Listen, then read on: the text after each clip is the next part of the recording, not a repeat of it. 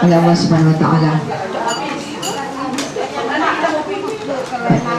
Rahmaka ya rabbal ibadi rajai radai ridaka qasdi yastajib li du'ai du'ai. Rahmaka ya rabbal ibadi rajai radai ridaka qasdi yastajib li du'ai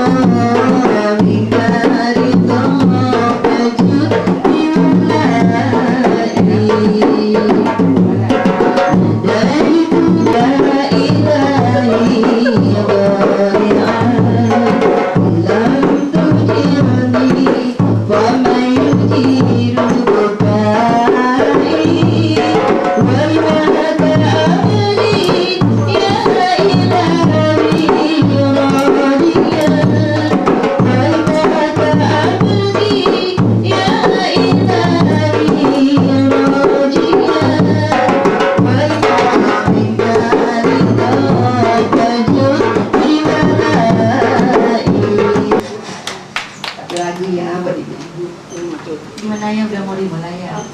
Ya, karena ibu ini mau melanjutkan biar cepat selesai bu ibu ya. Bismillahirrahmanirrahim. Assalamualaikum warahmatullahi wabarakatuh. Alhamdulillahirabbil alamin wa bihi nasta'in wa ala umuri dunya waddin. Wassalatu wassalamu ala asyrofil anbiya'i wal mursalin wa ala alihi wa sahbihi ajma'in. Amin. Alhamdulillahirabbil alamin. Puji syukur kita mendidik anak-anak menjadi orang-orang yang bisa dibanggakan. Beliau juga pembantu rektor Institut Ilmu Al-Quran bidang kemahasiswaan. Bisa dibayangkan tugas ibu di rumah dan di tempat dinas. Juga beliau ini anggota Komisi Fatwa MUI. Alhamdulillah ibu. Juga Ketua Dewan Pengawas Syariah Asuransi AIA, Asuransi American Insurance Association. Terima kasih ibu-ibu. Alhamdulillahirrahmanirrahim. Puji syukur kita panjatkan kehadirat Allah Subhanahu wa taala. Seorang ibu yang dengan segudang kesibukan masih menyempatkan hadir bersama-sama kita. Semoga Allah mengucurkan rahmat hidayahnya bagi kita semua melalui ibu ustazah kita. Tiada lain, hari ini kami harapkan sambutan dari Ketua Persatuan Ibu-Ibu Bangka Belitung. Sebenarnya paling tidak Kak Dimah menyampaikan apa yang akan disampaikan. Siapa yang mewakili Ibu-Ibu Bangka Belitung? Tolong Ibu ini wakil ketua. Jadi merangkaplah hari ini ya. Tadi dari Syahikul Bait ya cukup ya. Kami mohon terima kasih banyak atas kehadiran ibu-ibu mewakili Persatuan Ibu-Ibu Bangka Belitung. Ibu Ketua kebetulan minta maaf tidak bisa hadir bersama kita. Tapi kita semua cukup berbangga. La ilaha illallah.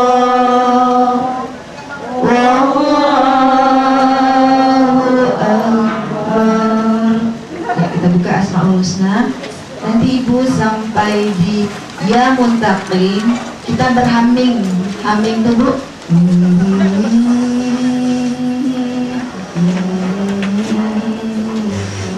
Nanti yang ibu Mursida akan yalil tuh dia akan membaca ya mun. Ya sekarang kita mulai dari ya Allah. Ya Allah ya Rahman ya Rahim ya Malik ya Qudus ya Salam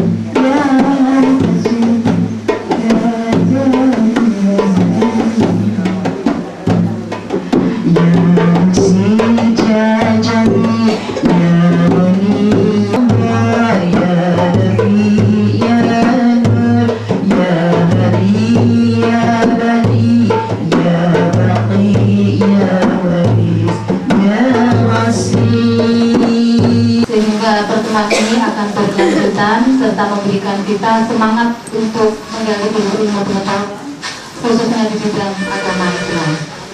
Siang, si sopir lapar, mengingatkan sama majikannya, Tuan ini kan sudah jam 1.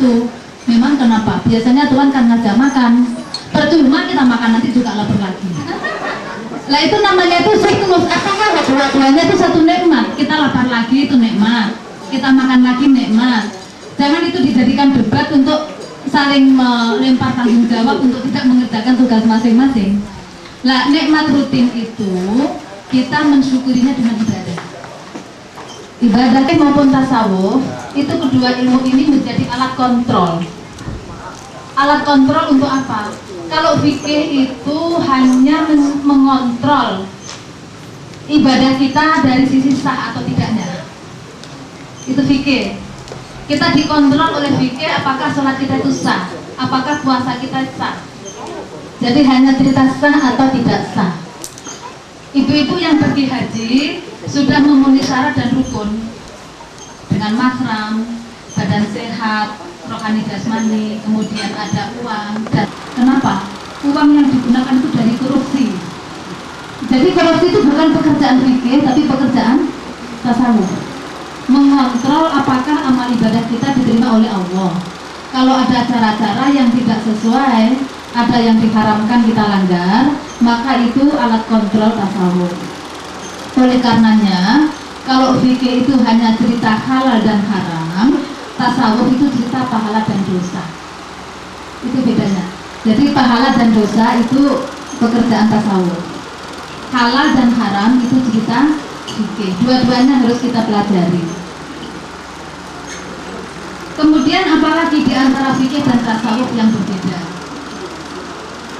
Kalau fikih itu hanya cerita lahir-lahirnya saja, Bu.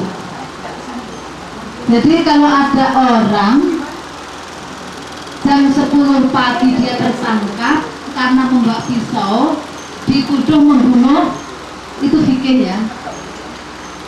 Kamu membawa pisau dan di sebelah tetangga ada yang terbunuh, maka orang itu ditangkap oleh polisi, secara fikih sah itu.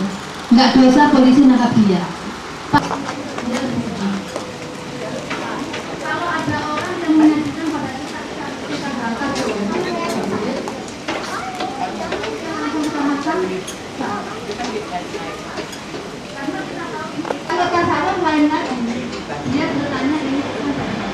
Orang lain meloncat di entangnya, jadi di entang kita. Jadi apa namanya? Kalau musim hujan itu kan banjir, lalu ikan orang melompat ke Kolam kita. Jadi saya belum berani makan kalau ikan ini belum jelas dari mana asalnya. Kata yang punya ikan, saya rasa ini yakin 100% halal karena itu empang saya sendiri dan nggak berdampingan dengan punya orang, karena di situ nggak ada empang lain. Kolam itu kolam satu, jadi hanya ada satu, nggak ada yang lain, sehingga nggak mungkin penempatan dari punya orang. Tapi kalau kepiting sampai 6 hari hidup di rumput.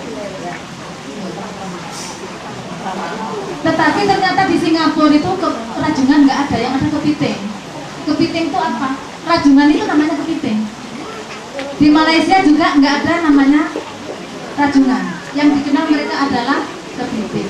Yang dimaksud kepiting adalah rajungan itu. Tetapi kita sudahlah, kepiting dengan rajungan mungkin beda persepsi ya. Tetapi kita perlu tahu, apakah kepiting yang diharamkan itu benar-benar haram? Kalau haram, ada nggak dalilnya di Al-Quran? Ternyata kita mencari di juz 1 sampai juz 30, nggak ada satu ayat pun yang mengharamkan kepiting. Apakah rajungan? Apakah? Kalau begitu, apakah kepiting sama dengan kodok? Ini pekerjaan kita. Akhirnya kita mengundang dokter dari IPB untuk menjelaskan tentang kepiting. Ternyata si dokter ini pernah meneliti 4.000 kepiting. Itu semuanya jenis binatang air. Disebut kepiting itu adalah binatang air, bukan amfibi. Dasarnya apa kata kita? Dasarnya kalau binatang itu hidup di dua alam, itu mempunyai alat pernapasan ganda.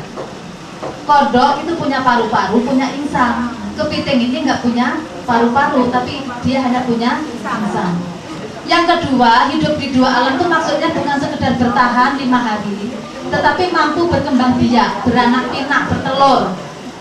Kodok bisa bertelur di air, bisa bertelur di darat, bisa mengeram di air, di darat. Kepiting nggak bisa.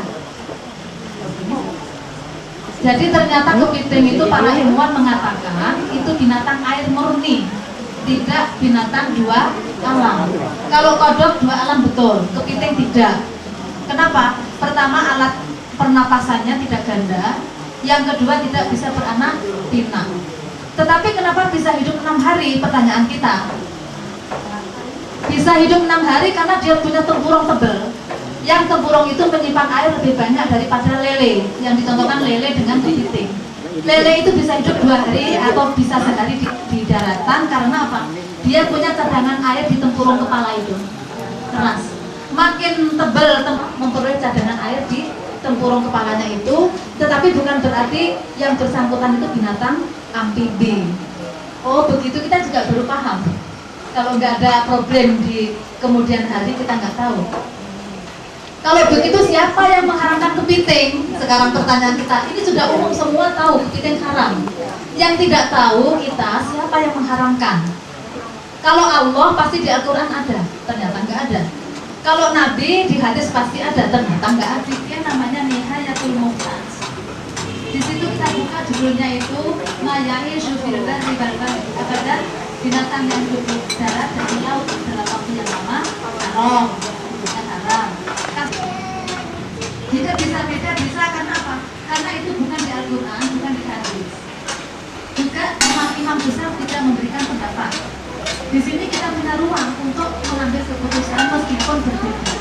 Jadi para ulama boleh saja berbeda. Kayak sekarang punya pendapat ya, liberalisme, pluralisme, sekularisme, itu pendapat boleh berbeda.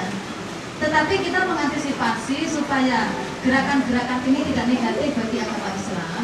Kita haramkan dalam rangka sabundari. Kita boleh mengharamkan meskipun tidak ada dalil di Al-Quran maupun hadis, asal punya tujuan yaitu bisa bid'ah untuk menghentikan sesuatu kemaksiatan yang bakal terjadi. Ayo sekarang yang minta doa orang Hindu, nanti Hindu maju. Hindu maju membaca doa, orang-orang Islam diberangkatkan amin amin. Itulah yang kita fatwakan oleh MUI kemarin kemunan. Akhirnya fatwa MUI berbunyi, kalau umat Islam dalam satu forum agama yang berbeda mengamini doa orang non-muslim hukumnya haram. Karena apa? Itu dilarang acuan karena yuji bilmutono indah dakwah. Apakah kalau ada orang berdoa kepada Tuhan selain Allah, kan gitu loh? Apakah orang yang berdoa kepada Tuhan selain Allah, meskipun dia nyebutnya juga Tuhan, kita juga Tuhan, tetapi persepsinya berbeda. Tuhan kita satu, Tuhan dia banyak. Itu saja dia berdoa kita mengamini musyrik loh. Karena apa? Kita mengamini doa itu sama dengan mengerti hukum yang dia maksud. Itulah yang difatwakan yang sekarang itu lagi dilawan oleh muslim.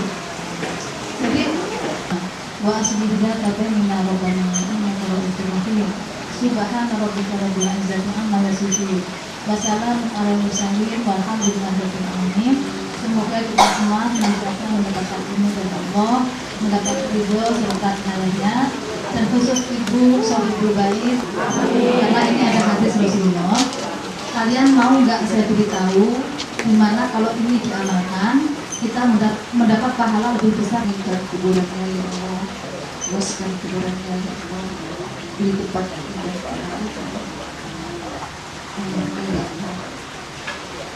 hidupnya tidak akan datang, sudah kubur doakan mereka telah tiada yang Allah, kami tidak akan dapat membalasnya. Ini satu sisa kami, itu doa ya berilah doa kami untuk doa orang tua kami. Allahumma bilana wa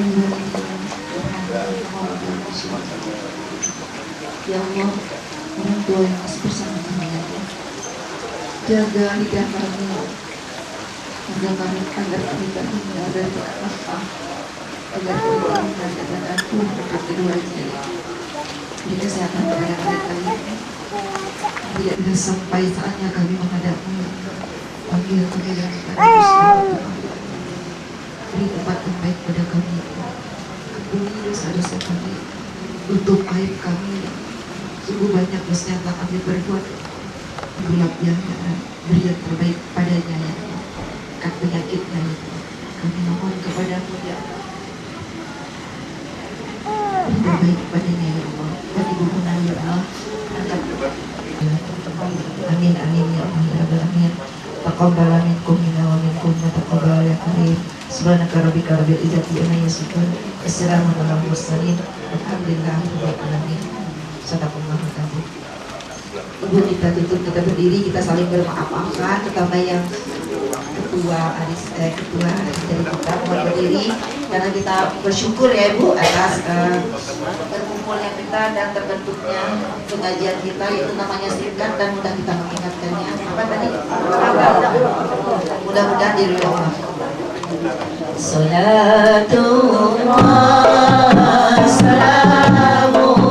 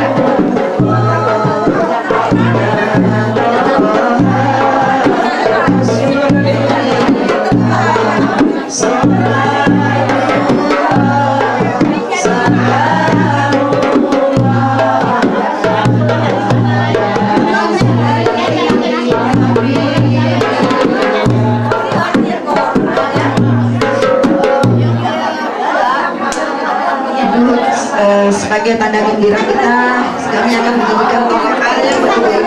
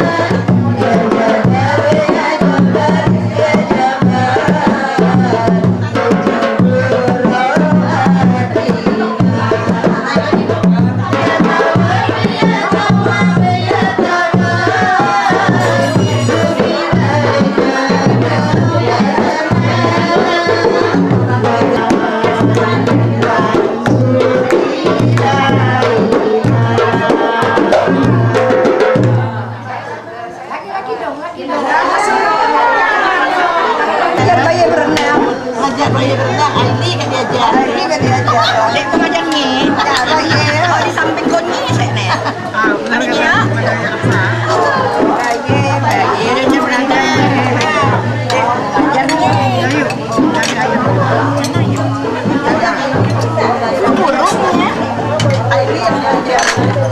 Ayo buru-buru kan kita.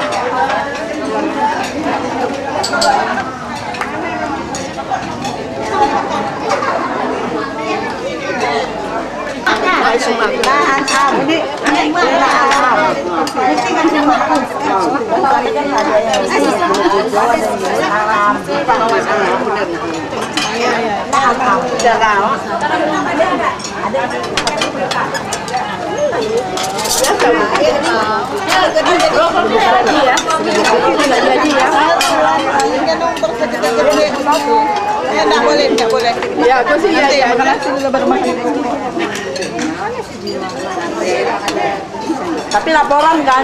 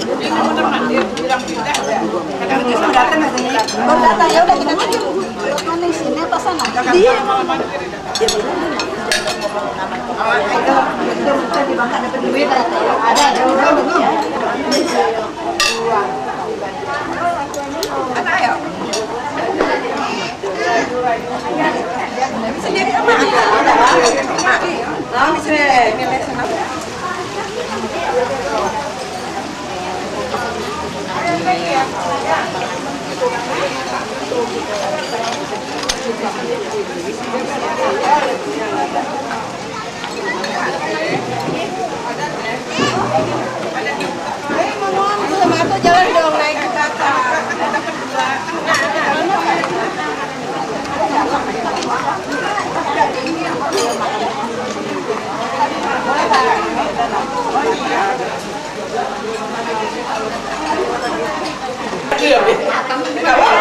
Oh iya ya sedikit. Lihat tuh yang ini. Pasar Timutan kan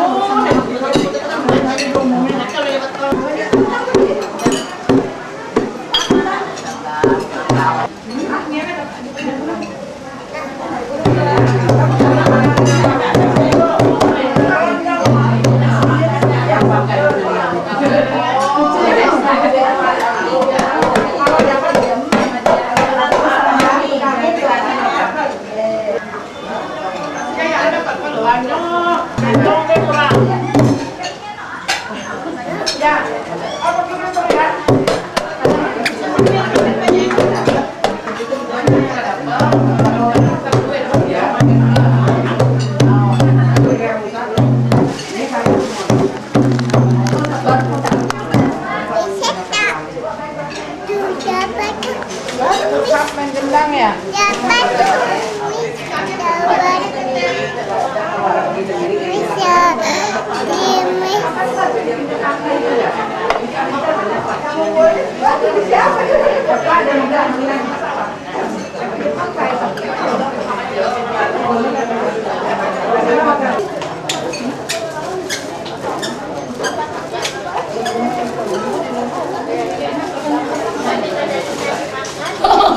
Cepet.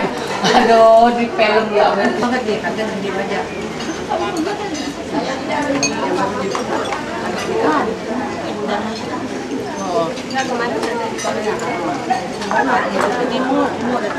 Sayang ikut kemitung, sayang ikut kemitung.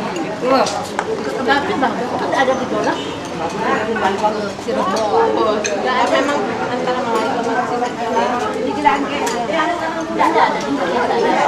dia prestasinya bagus.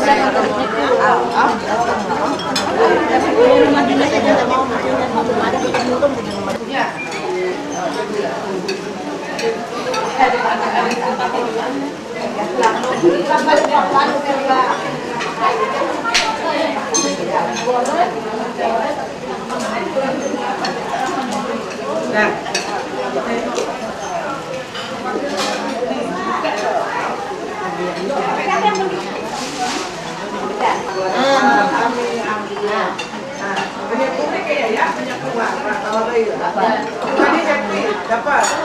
Ini kadang-kadang kekian. Orang lama itu. Udah kalau dia tadi kata pula.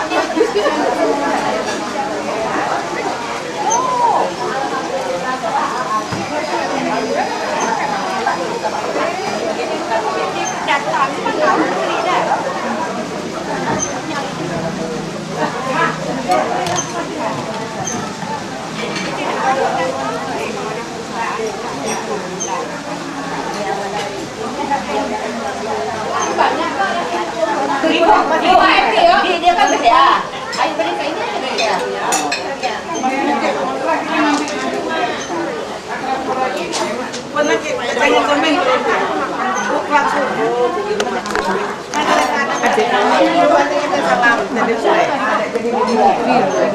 Kamar berdua ya. Oh. Jadi Bu, beri ke ini aja siapa aja. BCA. Udah BCA. Urus tidur ramai-ramai udah hal ya. Udah gini aja.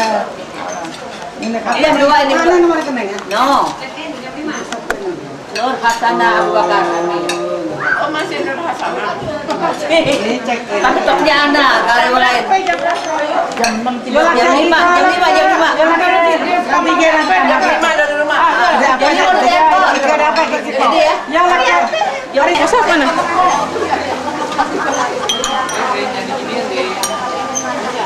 Main bola.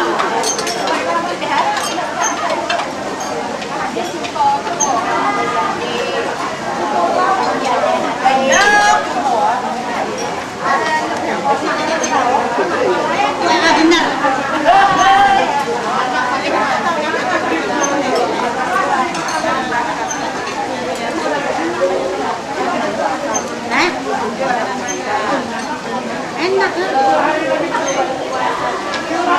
Bukan aku ingat ke mak je.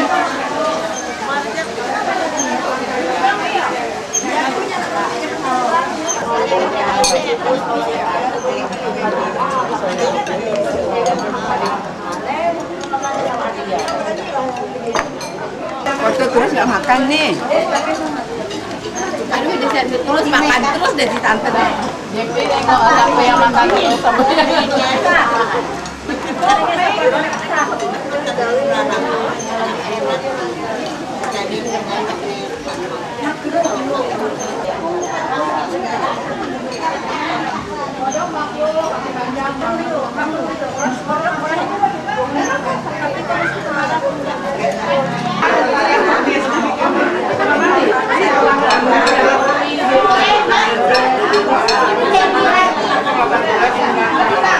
Nyari ini, nyari lagi.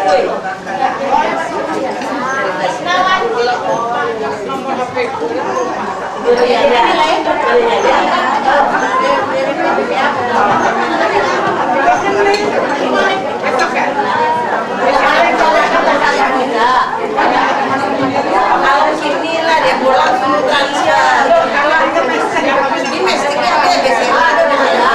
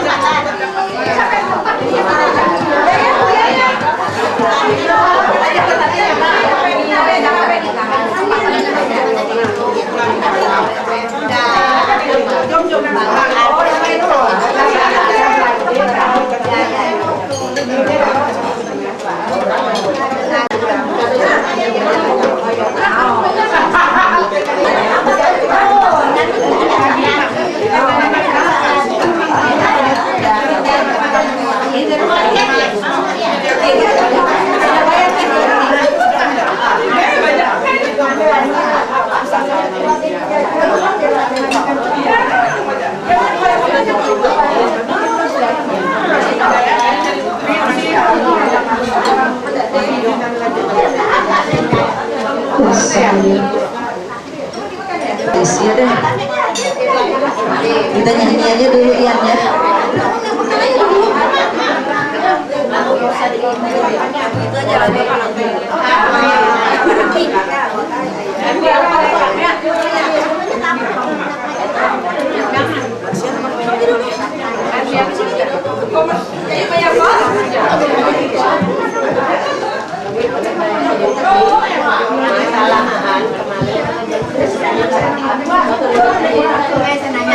Banyak orang pakai baju hijau ya.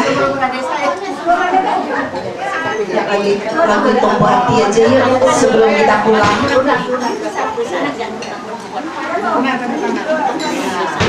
Ibu lagi bayar arisan, acaranya ya bayar arisan, terus penentuan kepengurusan, habis itu bubar.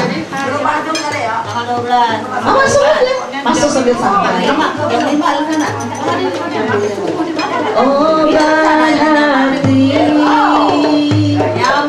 itu lima perkaranya. Yang pertama baca Quran dan maknanya. Yang kedua sholat malam di kamar. Yang ketiga dengan orang soleh. Lalu sekretaris dan bendahara. Juga kita ingin bincangkan bersama masa kerja kepengurusan ini. Setelah itu pelaksanaan mencakup waktu dan tempat. Apakah 1 kali setiap bulan ataukah 1 kali per 2 bulan?